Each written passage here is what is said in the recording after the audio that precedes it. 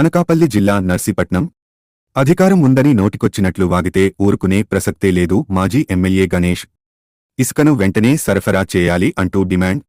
నర్సీపట్నం మాజీ ఎమ్మెల్యే పెట్ల గణేష్ శుక్రవారం నివాసం వద్ద విలేకరుల సమావేశం ఏర్పాటు చేశారు. ఈ సమావేశంలో ఆయన మాట్లాడుతూ నర్సీపట్నం పరిసర ప్రాంత ప్రజలకు వెంటనే ఇసుకను సరఫరా చేయాలని డిమాండ్ చేశారు. ముఖ్యమంత్రి చంద్రబాబు నాయుడు ఇచ్చిన హామీ మేరకు ఉచితంగా ఇసుక ఇవ్వాలని పేర్కొన్నారు. విచారణ పేరుతో ఇసుక సరఫరా చెయ్యకపోవడంతో ప్రజలు ఇబ్బందులు పడుతున్నారని తెలిపారు. అధికారులు వెంటనే ఇసుక సరఫరా చేయకపోతే న్యాయపోరాటం చేస్తామని పేర్కొన్నారు.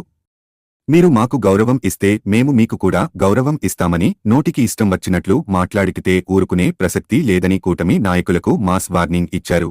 సార్, అందరికీ నమస్కారం అండి. మరి ఈరోజు ఒక 3 ముఖ్యమైన విషయాల మీద ఈ సమావేశాన్ని ఏర్పాటు చేయడం జరిగింది. మరి ఇచ్చేసిన ప్రతి ఒక్కరు కూడా, పత్రికా పెద్దలందరూ కూడా, మిత్రులందరూ కూడా నమస్కారం తెలుపుకుంటున్నాను. అయితే ముఖ్యంగా ఫస్ట్ ఏంటంటే, మొన్న 30వ తారీఖున మున్సిపాలిటీ సమావేశం జరిగింది. ఆ సమావేశంలో మా పార్టీ నాయకులు కానీ, అవతల టీడీపీ వారు కానీ, ఎవరికి వాళ్ళు మేము అభివృద్ధి చేసాం అని చెప్పి చెప్పుకోవడం జరుగుతుంది. అది కామనది.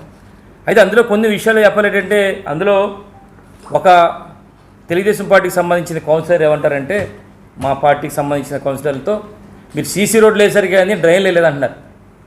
చాలా మేము సీసీ రోడ్లు వేసాం.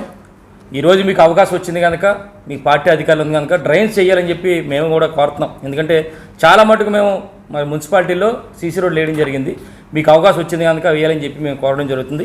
అయితే ముఖ్యంగా చూస్తే ఇంకోటి ఏమంటారంటే, ఇంకో కౌన్సిలర్ కూడా చూసాం మేము వీడియోలో, మీరు చాలా అభివృద్ధి చేసామంటున్నారు వైసీపీ వాళ్ళు, మరి నిజంగా అభివృద్ధి చేసి ఉంటే మీరు ఎందుకు ఓడిపోయారని చెప్పి ఒక కౌన్సిలర్ అడిగిన సంగతి చూసాం. నిజమే, ఎందుకంటే ప్రజలు తిరిగిపోయింది. ఎప్పుడు ప్రజలు ఏ విధంగా ఇస్తారనేది మనం చెప్పలేం కనుక నిజం అదే మాట నేను చెప్తున్నాం. 2014 నుంచి 2019 వరకు కూడా తెలుగుదేశం పార్టీకి సంబంధించిన నర్సీపట్నం నియోజకవర్గంలో చాలా అభివృద్ధి చేశామని చెప్పారు. మరి మీరెందుకు ఓడిపోయారని చెప్పి అడుగుతుంది ఈ సందర్భంగా. అంటే ఓటమి అనేది ప్రజల తాలూకా తీర్పు కనుక ఒకసారి మీరు గ్రహించాలని చెప్పి మరి మీ ద్వారా తెలియపరచడం జరుగుతుంది. మరి ఈ డిస్కషన్లో మా పార్టీకి సంబంధించిన కౌన్సిలర్ అందరూ కూడా మేము అభివృద్ధి చేసాం, ఉమాశంకర్ గణేష్ చేశారు, జగనన్న ఆధ్వర్యంలో ప్రభుత్వంలో చేశామని చెప్పినప్పుడు ఒక కౌన్సిలర్ ఏమంటాడంటే, పెట్ల గణేష్ ఇంట్లో పెట్టాడా అంటాడు. నిజమే, పెట్ల గణేష్ ఇంట్లో ఏం పెట్టలే. నేను ఒకటే అంటున్నాను, ఈరోజు ప్రభుత్వం వచ్చింది, మరి జగనన్న ద్వారా చాలా అభివృద్ధి చేసాం. నేను ఒకటే అడుగుతున్నా, ఈరోజు ఎవరైతే ఈ పెట్ల గణేష్ ఇంట్లో పెట్టాడా అని చెప్పి అంటున్నారో దానికి సమాధానం ఏంటంటే, మరి 2014 నుంచి 19 వరకు కూడా తెలుగుదేశం పార్టీ హయాంలో మరి చాలా బిల్డింగ్లు కట్టారన్నారు. మరి అంతా కూడా ఎన్ని కూడా చింతకాల అయిన పద్ధతి ఇంట్లో కానీ పెట్టాడా అని అడుగుతున్నా ఈ సందర్భంగా. మరి 2014 తెలుగుదేశం పార్టీ హయాంలో చాలా రోడ్లు వేసారప్ప అంటున్నారు. అది ఏమన్నా చింతకాల అయిన పద్ధతి ఇంట్లో పెట్టాడా అని చెప్పి అడుగుతున్నా. అంటే ఈ విషయం ఎందుకు పట్టుకెళ్ళగరా మీతో చెప్తున్నానంటే, మాట్లాడేటప్పుడు గౌరవం ఉండాలని చెప్పి అంటున్నా. మీరు గౌరవిస్తే మేము కూడా స్పీకర్ గారు బాగా చేస్తున్నారు, లేకపోతే స్పీకర్ గారు ఈ విధంగా చేయండి అని చెప్పి మేము కోరుతాం. మీరు ఈరోజు అధికారంలో ఉంది కదా అని చెప్పి ఇష్టం వచ్చినట్టు మాట్లాడితే మేము అదే రీతిలో చింతకాల అయ్యని పాత్రనే సంబోధిస్తాం. తర్వాత స్పీకర్ గారిని మరి చింతకాల అయ్యని పాత్రని చెప్పి కేసులు అవి పెడితే దాని చట్టాలు పనిచేసుకుంటాయి. అంటే పర్టికులర్గా ఆ పాయింట్ నేను మీకు ఎదురని చెప్పేది ఏంటంటే, గౌరవం అనేది ఈరోజు మీరు అధికారంలో ఉన్నారు, మంచి పొజిషన్లో ఉన్నారు, నిజంగా నర్సీపట్నం మంచి పేరు, మీరు అభివృద్ధి చేయండి అని చెప్పి అంటున్నాం ఈరోజు.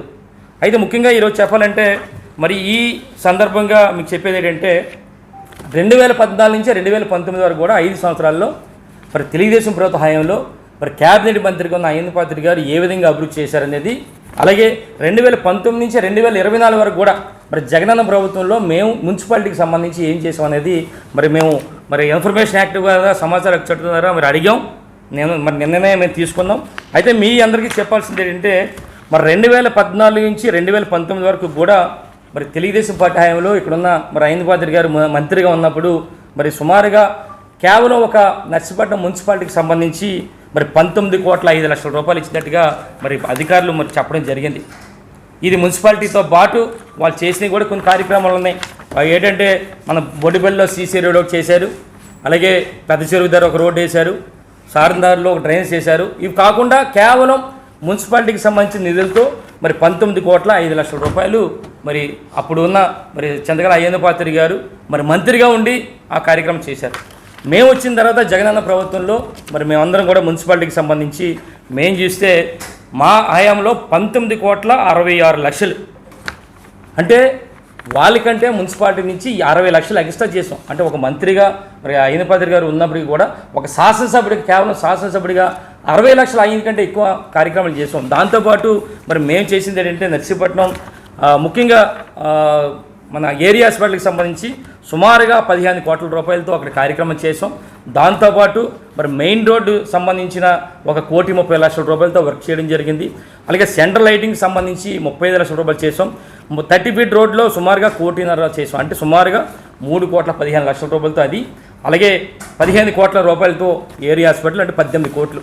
ఈ 18 కోట్లు కాకుండా మరి అదనంగా మేము చేసింది మున్సిపాలిటీకి చేసింది ఏంటంటే 60 లక్షల రూపాయలు ఎక్కువగా చేసాం. నిజంగా గర్వపడుతుంది ఈరోజు. ఎందుకంటే ఒక స్థానిక మంత్రిగా ఉండి పెద్ద హోదాలో ఉన్న ఆయనకంటే ఒక 60 లక్షల స్థానికంగా ఒక ఎమ్మెల్యే స్థాయిలో ఉండి నేను చేసి అంటే నిజంగా గర్వపడుతుంది. ఈ విధంగా అంటే మీ ద్వారా నర్సీపట్నం పుర ప్రజలకు చెప్పాలనే ఉద్దేశం మీద మరి ఈ కార్యక్రమం చేపట్టడం జరిగింది. అయితే ముఖ్యంగా చూస్తే నెక్స్ట్ రెండో విషయం ఏంటంటే ఈరోజు బాక్సింగ్ గురించి ఆల్రెడీ మనం గౌరవ కలెక్టర్ గారు కూడా చెప్పడం జరిగింది. ఎందుకంటున్నామంటే ఈరోజు నర్సీపట్నంలో ఎంతోమంది క్రీడాకారులు బాక్సింగ్ కానీ ఉషు కానీ అలాగే టైకాండోలో కానీ బ్రహ్మాండంగా జాతీయ స్థాయిలో చాలామంది మెడల్స్ తెచ్చారు. ఇక్కడ ఉన్న బ్రహ్మాండం కోచ్లు ఉన్నారు. నర్సీపట్నంలో బ్రహ్మాండం కోచ్లు మంచి తరఫేది ఇస్తున్నారు. అందరూ కూడా జాతీయ స్థాయిలో మెడల్స్ కూడా వచ్చాయి. మేమేమన్నామంటే వీళ్ళందరూ రిక్వెస్ట్ చేశారు మాకు మరి దేనికి సంబంధించిన జిల్లా గ్రామీణ సంబంధించి ఈ క్రీడాభివృద్ధికి సంబంధించిన నిధుల ద్వారా మాకు కలెక్టర్ గారి ద్వారా ఇప్పించండి, ఇక్కడ బాక్సింగ్ రింగ్ కావాలని చెప్పి అన్నప్పుడు మరి మేమందరం కూడా మరి జిల్లా కలెక్టర్ గారి దగ్గరికి తీసుకెళ్ళి వారితో మాట్లాడడం. సుమారుగా 55 లక్షల రూపాయలు శాంక్షన్ చేశారు. ఆ టెండర్స్ అన్నీ కూడా అయినా మీ అందరూ తెలుసు, వర్క్ కూడా స్టార్ట్ చేశారు. మరి దాని మీదే మేమందరం కూడా ఒక కలెక్టర్ గారికి ఎప్పుడు ఇచ్చామంటే సుమారుగా గత నెల 12వ తారీఖున కలెక్టర్ గారికి ఒక లెటర్ పెట్టాం. అంటే సుమారుగా ఈ రోజుకి ఒక 20 రోజుల వరకు అయింది. మేమేమన్నామంటే కలెక్టర్ గారిని రిక్వెస్ట్ చేశారంటే ఒకవేళ ఏదైతే ప్రదేశం మేము సెలెక్ట్ చేసామో అది అభ్యంతరం అయితే అది ఆపి పక్కన ఎక్కడైనా సెలెక్ట్ చేయండి. చేసి ఆ 55 లక్షల రూపాయలు ఏదైతే గౌరవ కలెక్టర్ గారు గతంలో ఇచ్చిన కలెక్టర్ గారు ఇచ్చారో అది వేరే విధంగా ఉపయోగించుకుంటా మా నియోజకవర్గాన్ని ఉపయోగిస్తే ఆ బాక్సింగ్ రింగ్కి చాలామంది క్రీడాకారులు ఉపయోగపడుతుందని చెప్పి మేము లెటర్ పెట్టాం. సుమారుగా 20 రోజులైంది. మరి ఈ రోజు కూడా మరి వారి డిపార్ట్మెంట్ నుంచి ఎటువంటి సమాధానం మాకు రాలేదు కనుక మరొక వారం రోజులు చూస్తాం. ఎందుకంటే ఇప్పుడు దసరా సెలవులు కూడా మరి మన దీనికి హైకోర్టుకి సంబంధించి దసరా సెలవులు ఉన్నాయి. దాని మీద వెంటనే ఈ వారం రోజులు చూసిన తర్వాత ఈలోపు ఏదైనా సమాధానం వస్తే పర్లేదు, లేదంటే జిల్లా కలెక్టర్ గారి మీద ఏడీ మైన్స్ అలాగే మన డీడీ మైన్స్ గారికి కూడా లెటర్లు పెట్టాం. వాళ్ళందరి మీద కూడా మా లీడర్ ఉన్నారు, మా కౌన్సిలర్ గారు, మా లీగల్ అడ్వైజర్ ఉన్నారు కనుక వారి ద్వారా మేమందరం కూడా మరి కోర్టుకు వెళ్ళి ఆ 55 లక్షల రూపాయలు మా కోరిక ఏంటంటే ఆ 55 లక్షల రూపాయలు అక్కడ చేయకపోతే పక్కన ఎక్కడైనా ఏదో స్థలం చూడండి, వారికి ఉపయోగకరంగా ఉండాలని చెప్పి మరి మీ ద్వారా మరి గౌరవ కలెక్టర్ గారికి మీరు చెప్తున్నాం. అదొక రెండో విషయం అండి. మూడోది చెప్పాలంటే ఇది శాండ్ గురించి కూడా మరి లెటర్ కూడా ఇచ్చాం. అంటే డీడీ మైన్స్ అనేది శాండ్ గురించి ఇచ్చాం కలెక్టర్ గారికి కాకుండా. అదే ఈ శాండ్ది కూడా డీడీ మైన్స్ వారికి అలాగే కలెక్టర్ గారికి కూడా ఇవ్వడం జరిగింది. దీంట్లో మీ అందరికీ చెప్పాల్సింది ఏంటంటే సుమారుగా మీ అందరికీ తెలుసు గతంలో మన ఎన్నికల ముందు సుమారుగా నర్సీపట్నం నిధులనే భవన నిర్మాణ కార్యక్రమం అంటే సుమారుగా 5,000 పైగా ఉంటారు జనాలు. అంటే ప్రతిదీ కూడా దానికి సంబంధించి చాలామంది ఎన్నికల ముందు మరి కొత్త ప్రభుత్వం వస్తే బాగుంటుంది, తెలుగుదేశం ప్రభుత్వం వస్తే బాగుంటుంది, ఉచితంగా ఇసుకిస్తారు, మరి ఇస్తే మనకి బాగుంటుంది, మన అందరం కూడా కుటుంబాలు బాగుంటుందని చెప్పి చాలామంది సుమారుగా 90% మంది మరి తెలుగుదేశం పార్టీని గెలిపించారు. అయితే మేమేమన్నామంటే మేము కూడా ఆశపడ్డాం నిజంగా మరి ఫ్రీగా ఇసుక వస్తుంది కనుక మరి బాగుంటుందని చెప్పి అనుకున్నాం. ఇక్కడే మరి ఇప్పటికే మేము లెటర్ కూడా పెట్టాం. ఇక్కడ ఏదైతే 1000 టన్నులు ఉందో నర్సీపట్నంలో అవన్నీ కూడా ఉచితంగా ఇవ్వాలని చెప్పి గతంలో మరి కలెక్టర్ గారికి కూడా పెట్టాం. సుమారుగా అది కూడా 13వ తారీఖున గత నెల పెట్టాం. అంటే ఈ రోజు కూడా 20 రోజులు అయింది. కలెక్టర్ గారికి పెట్టాం, మైన్స్ పెట్టాం. ఒక్కసారి అంటే ఎందుకంటే ప్రజలందరూ కూడా వెయిట్ చేస్తున్నారు ఇసుక గురించి. గత ప్రభుత్వంలో ఇసుక 5,000కో 4,000కో వచ్చేది.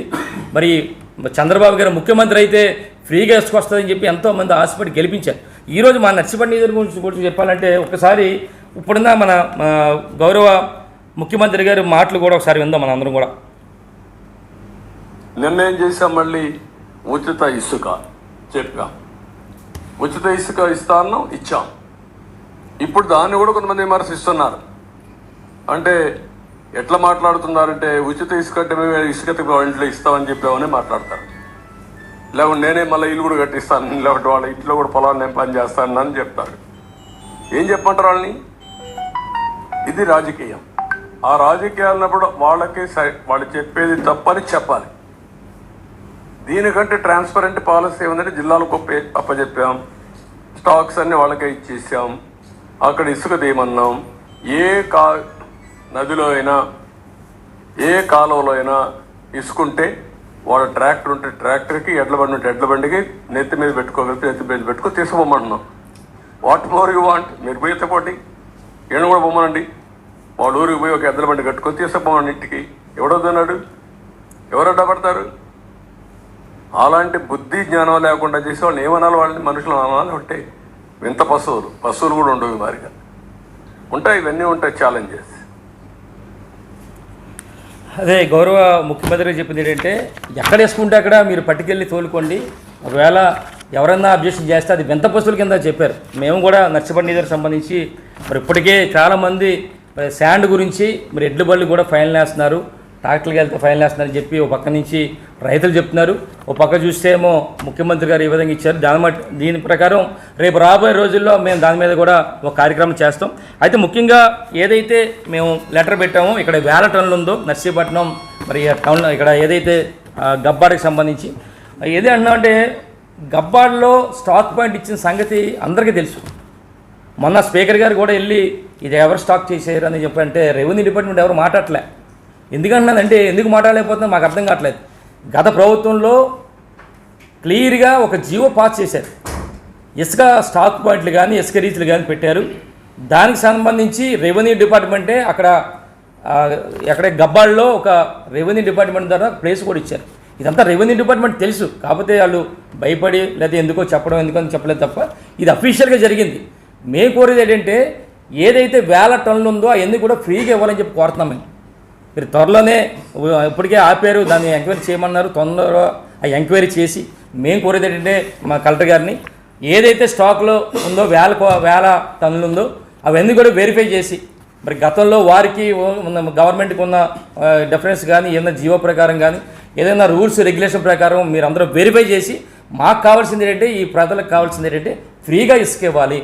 అక్కడ ఉన్న ఫ్రీ ఇసుక వారికి పే చేస్తారా గతంలో ఉన్న వాళ్ళకి, లేదా అది మీ రూల్స్ ఏ విధంగా ఉన్నాయో మాకు తెలియదు. కానీ మాకు కావాల్సింది అంటే మా ప్రాంతంలో ఉన్న 1000 టన్నుల ఇసుకని ఫ్రీగా సప్లై చేయాలని చెప్పి మరి ఇప్పటికే మరి గౌరవ జిల్లా కలెక్టర్ గారికి, డీడీ మైన్స్ వారికి కూడా చెప్పాం. మరి 20 రోజులైంది, ఈ రోజు కూడా రాలేదు మా సమాధానం. మరొక వారం రోజులు చూసిన తర్వాత దీని మీద కూడా మేము మరి కోర్టుకి వెళ్తామని చెప్పి మరి దొరగారు మరి కోర్టు ద్వారా మరి మేము వెళ్తామని చెప్పి సందర్భంగా తెలియపరుస్తూ మరి ఈరోజు ఈ 3 అంశాల మీద మీరు మాట్లాడడం జరిగింది. దయచేసి రేపు రాబోయే రోజుల్లో కూడా మేము అందరం కూడా కోరుతున్నాం, ఈ ప్రభుత్వాన్ని కూడా కోరుతున్నాం, మీరు చేయండి, మీకు అవకాశం వచ్చింది మీరు చేయండి. మరి మేము కూడా సహకారం చేస్తాం. ఎక్కడ కూడా మేము పార్టీల గురించి కానీ ఏదో రాజకీయాలు చేయాలనే ఆలోచన అయితే మాకు లేదు. మీరు డెవలప్ చేయండి, మీరు మంచి పొజిషన్లో ఉన్నారు కనుక మీరు కూడా చేయాలని చెప్పి కోరుకుంటూ మరి ఈ 3 అంశాల మీద మీ అందరం కూడా మరి ఈ విషయం మీద మీరు అందరూ కూడా ఇచ్చేసినందుకు మీ అందరూ కూడా నా ప్రత్యేక ధన్యవాదాలు తెలుపుకుంటూ నమస్కారం జరుపుకున్నాను. జై జగన్. నమస్కారం. మరిన్ని తాజా వార్తలకు చూస్తూనే ఉండండి మైత్రి న్యూస్. ప్రతి క్షణం ప్రజల కోసం. Please subscribe.